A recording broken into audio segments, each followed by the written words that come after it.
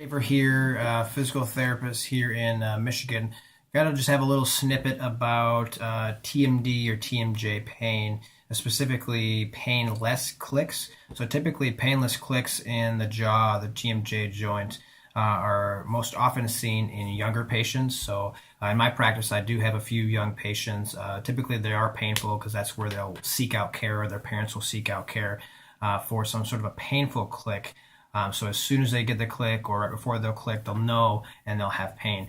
But I want to talk a little bit about why you should seek care or maybe even just think about seeking some sort of medical care, whether it's physical therapy or a dentist or whatever it is, even if you don't have pain when it clicks. So there's the scenario where, hey, should I treat something if it's not painful, even though it may lead to pain down the road? So with the clicking and the popping, sometimes the clicking, the popping, it creates, it creates I've got my condyle or my jaw, and as I open, the disc itself is in front of the condyle most commonly, and then I'll go to open and it'll click back into place, and then I can move in a relationship. So again, it's my jaw is my fist. I open, click back into place, and then I can open, quote unquote, normally. So if you let this go over time, there is this theory that it can lead to degeneration. It can lead to further symptoms down the road where, hey, now I'm 45, I had this when I was 16, and now I just can't get rid of it. The other school of thought is don't treat anything that's not painful. Even though you think you can help it, you think you can help this patient. If it's not painful, don't poke the bear, as I say, don't make it painful with whatever sort of intervention that you're going to try.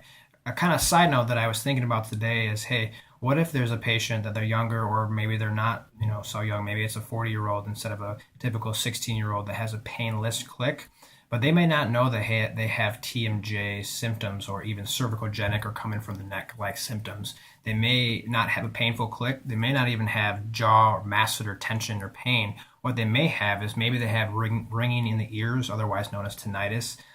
Maybe they have headaches. Usually it's a temporal side, unilateral, bilateral. Typically it is unilateral or some sort of a tension headache. They can have facial pain, typically not facial numbness, but sometimes it can have a referral pattern. So it is important to be educated and just seek out care that, maybe you have had headaches. Maybe you've, typically a lot of the patients that I've seen headaches, they're usually not acute. Usually they've been dealing with it for 3 to 4 years, and one day their doctor's like, hey, why don't you try PT and see what happens?